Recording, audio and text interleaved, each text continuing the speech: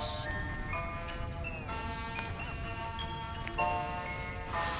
you want to learn how to cast a baitcaster. That's fine. Today I'm going to teach you. I've been asked this a lot on my channel, so today is finally the day that I'm going to go and show some of you guys, some of you folk who don't know how to cast a baitcaster, how to cast a baitcaster. Let's get into the video.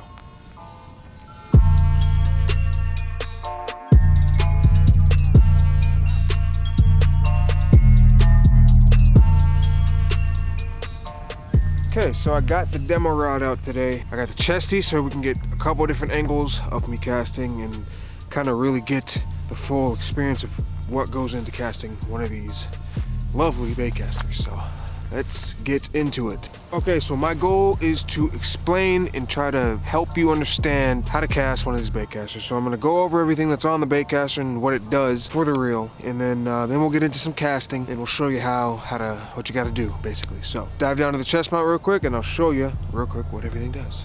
There's really three main, sometimes four, but really on average, three main components to a baitcaster. That being drag star, which is this guy right here. You guys already know what a drag is. You've got your spool tension knob, which is this guy right here, and all that does is put tension on the spool. So if it's really loose per se, like for example, I'll go ahead and loosen it for you guys. That spool can rattle around in there. I don't know if you guys can hear that, but here, let me get closer. The spool's rattling around, and obviously you tighten it, the tighter it gets, the less it rattles around. You don't want it too tight, because if it is too tight, then that line's not going to come off, and I'll show you guys what I'm talking about here. So that line's not going to come off of the spool if it's too tight. I'll show you what I mean. When I'm tightening this down right here, that lure is not moving. Now if I loosen it, it starts to move. Now if you have it too loose, that spool is going to rattle on the cast, and it's gonna make a backlash, basically. If you're not really comfortable with casting, do not have your spool tension extremely loose. Obviously, the more comfortable you get, the looser it can be, the farther of a cast you will in return get. All right, so we went over the drag star, the tension knob. Next up is the braking system. Now, why I said earlier maybe 3 to 4 main parts on the baitcaster is because sometimes there's just this external drag, and sometimes there's an internal drag on the inside on the side of the spool.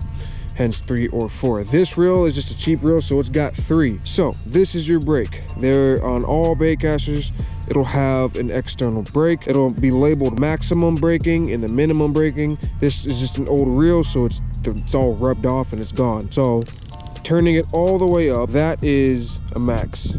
Hopefully you guys can see this.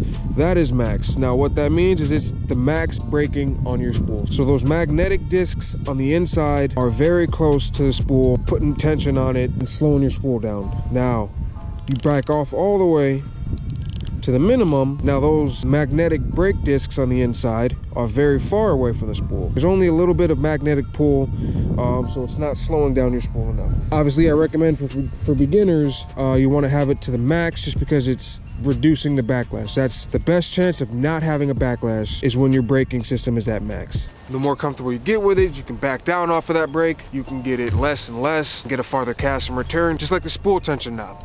So now that you know pretty much everything about the baitcaster, we're gonna get into what you should be doing when you're casting it. Basically, you're putting pressure on that spool very lightly with your thumb. Too much pressure and you're gonna stop that spool and not get it cast, and too little pressure, there could be some flare-ups, and that leads to a backlash, basically, and we don't want that. So, oh my gosh, it is freezing. It may look bright and sunny today, which it is, but it's also 20 degrees and a stiff 15-mile-per-hour wind out of the straight east. All right, this is your thumb bar. This is what engages the spool, or disengages the spool, I should say, in return letting that spool run free and that bait go. Casting it is very similar to like a spin cast, like a Zepco, where when you're getting ready to cast, you push that down, but you're holding your thumb. So look at this, you push it down, you're holding your thumb so that bait does not drop. And on that cast, you come around, midpoint you release, but you don't release all the way, you feather. So I'm gonna try to do this as best as I can so you guys can see it